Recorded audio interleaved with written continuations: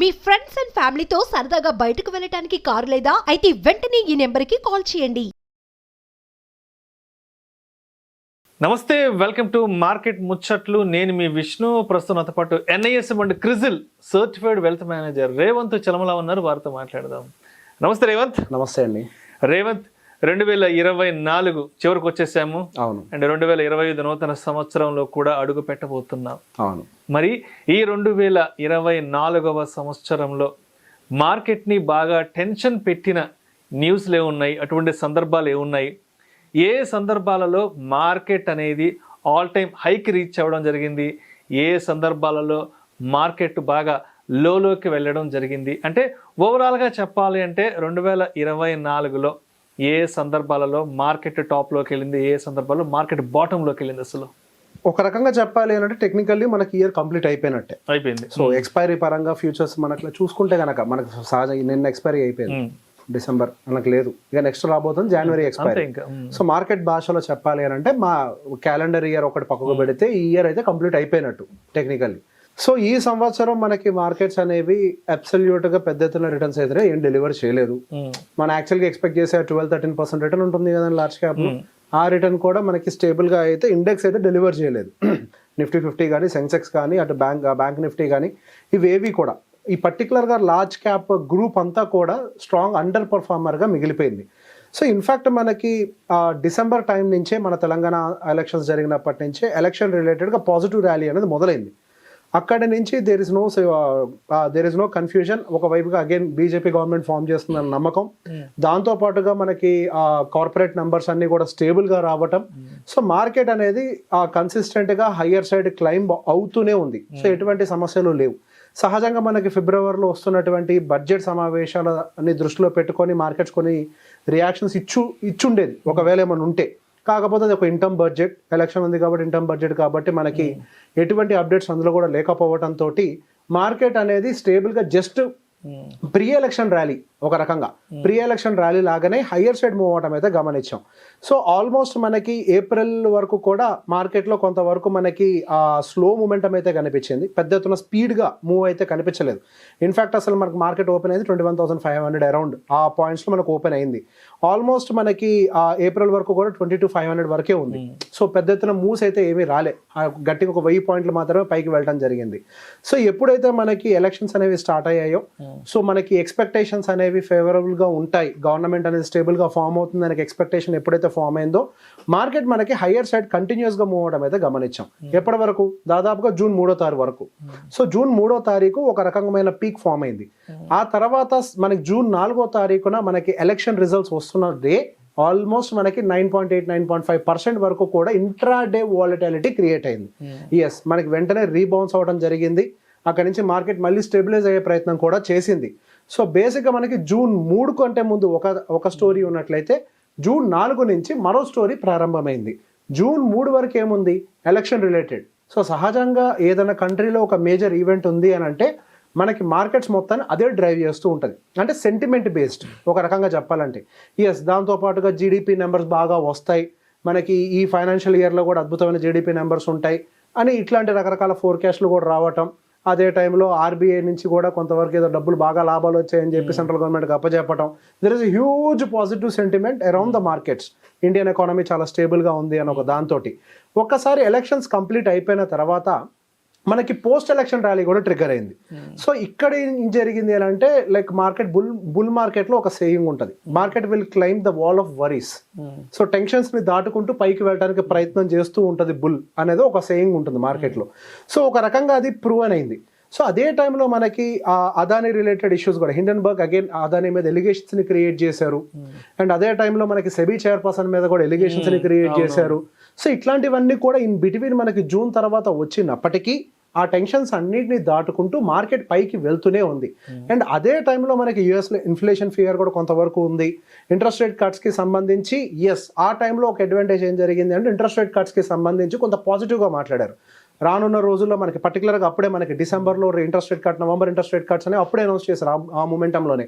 And అదేవిధంగా 2025 సంవత్సరంలో కూడా మంచి ఇంట్రెస్ట్ రేట్ కట్స్ ఇస్తాము అని ఈ మాటలు కూడా చెప్పడంతో ఆ టైంలో మనకి ఐటీ ప్యాక్ కూడా ర్యాలీలో జాయిన్ అయింది. అప్పటి వరకు ఐటీ సెగ్మెంట్ అనేది ర్యాలీలో లేదు. సో ఐటీ అనేది మనకి ఇండెక్సెస్కి హెవీ వెయిట్స్గా ఉంటుంది కాబట్టి ఐటీ సెగ్మెంట్ అంతా కూడా సో టోటల్ మార్కెట్ని అప్ సైడ్ పుష్ చేయడం మొదలుపెట్టింది. అండ్ దాదాపుగా మనకి సెప్టెంబర్ వరకు కూడా ఆల్మోస్ట్ సెప్టెంబర్ 2-3 తారీఖుల వరకు కూడా there is no looking back అన్నట్టుగా వన్ సింగిల్ డైరెక్షన్లో మార్కెట్కి పైకి పరుగులు పెడుతూనే ఉంది. సో ఎప్పుడైతే 26,258 నిఫ్టీ హై మార్కెట్ టచ్ చేసిందో అక్కడి నుంచి మనకి సెల్లింగ్ అనేది ట్రిగ్గర్ అయింది. ఆ సెల్లింగ్ ట్రిగ్గర్ చేయడానికి again there are different parameters and different reasons. Yes, ఇంతకుముందు ఏదైతే సెంటిమెంట్ ఉందో ఆ సెంటిమెంట్ కంటిన్యూ అవ్వాల్సిన అవసరం లేదు. ఎలక్షన్ రిలేటెడ్ సెంటిమెంట్ అంతా కంప్లీట్ అయిపోయింది. అండ్ యూఎస్ ఎలక్షన్స్ కూడా ఆల్మోస్ట్ అప్పుడు కంప్లీట్ అయిపోయినాయి. రిజల్ట్ కూడా ఏదో కొద్దిగా 1 డే గ్యాప్ తోటి ఉన్నట్టుంది. ఆల్మోస్ట్ కంప్లీట్ అయిపోయింది. అక్కడ కూడా ఏం పెండింగ్ లేవు. అప్పుడు మనకి సరిగ్గా ఎఫ్ఐఎస్ ఎంటర్ అయ్యారు. సో దీన్ని మనం ఒక ప్రాఫిట్ బుకింగ్గా ఫస్ట్ అయితే చూడాలి. సో బేసిక్గా మనకి ఆ స్ట్రాంగ్ బుల్ ర్యాలీ రీసెంట్గా మనకి ఎప్పుడు మొదలైంది? దాదాపుగా 2022 జూలైలో మొదలైంది. అప్పుడు దాదాపుగా నిఫ్టీ మనకి 15,357 దగ్గర ఉంది. అక్కడి నుంచి 26,277 వరకు కూడా సింగిల్ స్ట్రెచ్ ర్యాలీ జరిగింది. పెద్ద ఎత్తున డిప్స్ జరగలేదు. ఆ లోన్ ఇంకా మళ్ళీ 2022 తర్వాత బ్రేక్ చేసే ప్రయత్నం జరగలేదు. మార్కెట్ దానికంటే ముందు కొంత కన్సాలిడేట్ అయినప్పటికీ అక్కడి నుంచి మనకి వన్ సింగిల్ డైరెక్షన్లో మూవ్ అవ్వటము. ఎస్, అంత డైరెక్షన్ మూవ్ వస్తే ఏం జరుగుతుంది? అందరూ ప్రాఫిట్స్లో ఉంటారు.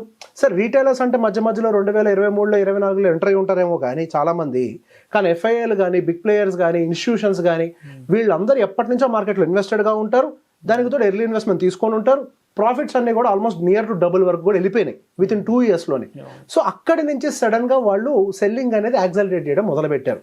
సో ఎంతటి డిఐఏ సపోర్ట్ మనకి మార్కెట్లో వస్తున్నప్పటికీ, డిఐఏ సపోర్ట్ అంటే రీటైలర్ సపోర్ట్ వస్తున్నప్పటికీ ఎఫ్ఐఎస్ ఏదైతే యాక్సలరేషన్ తోటి సెల్లింగ్ చేస్తున్నారో దాన్ని ఆఫ్సెట్ చేసడం అనేది చాలా కష్టమైపోయింది. సో ఇన్ బిట్వీన్ ఒక్కసారి సరే వాళ్ళు సెల్లింగ్ చేస్తున్నారు, అది ప్రాబ్లం లేదు, ఎక్కడో చోట ఆపుతారు కదా, ఈ ఎక్స్పెక్టేషన్ అందరికీ ఉంది. ఒక చోట ఆపుతారు, స్టెబిలైజ్ అయిపోద్ది అని. ఇదంతా స్టెబిలైజ్ అయ్యే టైంకి మార్కెట్లో మరో బాంబు జీడిపి నెంబర్స్ వీకర్ అయిపోయింది.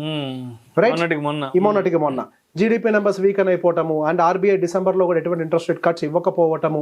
సో బేసిక్ ఇటువంటి న్యూసెస్ అన్ని మళ్ళీ మార్కెట్లోకి రావటంతో మళ్ళీ మనకి మార్కెట్ కన్సాలిడేషన్ మోడ్లో, సో బేసిక్ ఎక్కడికి ఎటువంటి మూవ్ ఇవ్వలేని సిచ్యువేషన్లోకి ఎంటర్ అయిపోయింది.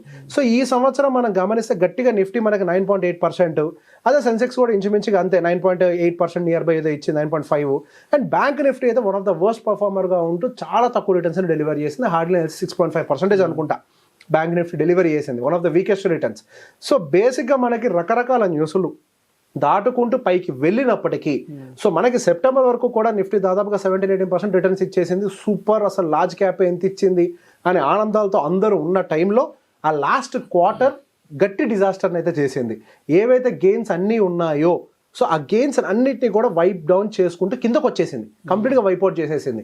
ఇప్పుడు ఏదైతే 9% రిటర్న్ అనేది మనం చూస్తున్నామో అది అబ్సల్యూట్ రిటర్న్ అయితే కాదు, మంచి రిటర్న్ అయితే కాదు అది. సో సింపుల్, మనకి ఇన్ఫ్లేషన్, రియల్ ఇన్ఫ్లేషన్ ఎంత ఉంది? 8.5. వెజిటేబుల్స్ అయితే 20+ అయితే ఉంటుందని చెప్తున్నారు. సో బేసిక్ మన రియల్ ఇన్ఫ్లేషన్ 8.5 ఏంటి? మన ఫుడ్ గ్రాసరీస్ ఇవే 8.5 యావరేజ్గా ఉంది. సో మన యావరేజ్గా 10 తీసుకోవచ్చు, ఎందుకంటే వాళ్ళు గ్యాదర్ చేసేటప్పుడు పల్లెటూర్లు అన్ని కలిపి తీస్తారు. ఎక్కువ మనలాంటి వాళ్ళందరూ మెట్రోపాలిటన్ సిటీలో ఉంటాం, అంటే మనకి 10% 11% ఉంటుంది యావరేజ్గా. అది మనకి ఎంత రిటర్న్ వచ్చింది అయ్యా ఇక్కడ అంటే 9.5 వచ్చింది. సో మనమే ఇంకా ఇన్ఫ్లేషన్ కంటే ఒక 1.5% లోవర్లో ఉన్నాం. సో మార్కెట్ పరుగులు పెట్టేటప్పుడు మనం దాని వెనకాల పరిగెట్టకూడదు, మార్కెట్ని అర్థం చేసుకోవాలి, మార్కెట్ ఎకనామిక్ సిచ్యువేషన్ ఏంటో తెలుసుకుంటూ ఉండాలి. ఇన్ బిట్వీన్ మన మార్కెట్ని ఇంపాక్ట్ చేసే అంశాలు చాలా ఉంటాయి. For example geo political tensions, Israel war, and దాంతోపాటుగా మధ్యలో కూడా రష్యాకి సంబంధించిన వార్ ఒకటి మళ్ళీ రీఎస్కలేట్ అవ్వటం, అది ట్రిగ్గర్ చేసింది. దాంతోపాటుగా యూఎస్లో ఉన్నటువంటి ఇన్ఫ్లేషన్ ట్రిగ్గర్ చేసింది, వడ్డీ రేట్ల కట్ అనేది ఇంపాక్ట్ చేసింది, జీడిపి నెంబర్స్ ఇంపాక్ట్ చేసాయి, అండ్ మనకి స్లోయింగ్ ఆఫ్ కన్జంప్షన్ థీమ్ అనేది ఇంపాక్ట్ చేసింది. సో బేసిక్గా మార్కెట్ అనేది ఎకానమీని బేస్ చేసుకొని రన్ అవుతుంది, కానీ మీకు నాకు ఉన్నటువంటి సెంటిమెంట్ని బేస్ చేసుకొని మార్కెట్స్ అనేవి రన్ అవ్వవు. సో మార్కెట్స్ అనేవి ఎప్పుడైనా కానీ ఒకసారి ఒక బుల్ రన్ వచ్చిన తర్వాత ప్రాఫిట్ బుకింగ్ ట్రిగ్గర్ అవుతాయి. మేబీ ఈ సంవత్సరంలో లాస్ట్ క్వార్టర్లో ప్రాఫిట్ బుకింగ్ ట్రిగ్గర్ అయింది. సో ఓవరాల్గా మరి 2024 మార్కెట్ పరంగా సంతృప్తిని ఇచ్చిందంటారు లేదా అసంతృప్తిగా ముగిసిపోతుంది అంటారు ఈ సంవత్సరం? ఈ సంవత్సరం small and mid cap segments అయితే కంపారిటివ్లీ బెటర్ రిటర్న్స్ డెలివరీ చేశాయి. So small and mid caps almost మనకు 20+ రిటర్న్స్ అయితే డెలివరీ చేశాయి. మిడ్ క్యాప్ అయితే 23 అండ్ అదేవిధంగా స్మాల్ క్యాప్ అయితే ఇండెక్స్ పరంగా మనకు దాదాపుగా ఒక 25% వరకు కూడా యాజ్ పర్ ఇండెక్స్ రిటర్న్స్ అయితే డెలివరీ చేశాయి. సో మార్కెట్ మొత్తం అసలు రిటర్న్స్ రాలేదు అంటానికి లేదు. ఈ సంవత్సరం అంతా కూడా మార్కెట్లో కింగ్ గా నిలబడ్డది మాత్రం కొంతవరకు మనకి ఈ small cap and mid cap segments. Yes, సెక్టోరియల్లోకి వెళ్తే మళ్ళీ వేరే సెక్టార్స్ కూడా మనకి 40% ఇచ్చినవి ఉన్నాయి, సపరేట్ గా మాట్లాడదాం, మళ్ళీ కన్ఫ్యూజ్ అవుతారు. సో మార్కెట్ క్యాప్ వైజ్ గా మాట్లాడినప్పుడు ఓవరాల్ గా చూసుకుంటే యావరేజ్ రిటర్న్ మనకైతే ఒక 15% గా ఉండొచ్చు. స్మాల్ మిడ్ లార్జ్ అంటే ఒక మల్టీ క్యాప్ గా మనం పరిగణిస్తే ఒక 15% గా అయితే ఉండొచ్చు. నేను అదే చెప్పేది, యావరేజ్ రిటర్న్ మనం ఎక్స్పెక్ట్ చేయాల్సింది 15 మించి చేయకూడదు అని. Thank you so much Revanth. Thank you అండి. 2024లో ఇండియన్ స్టాక్ మార్కెట్ అనేది ఏ విధంగా పెర్ఫామ్ చేసింది అండ్ ఏ సెక్టర్లు ఎటువంటి రిటర్న్స్ ఇచ్చే అంశం గురించి చక్కగా తెలియజేశారు. Thank you so much Revanth. Thank you అండి.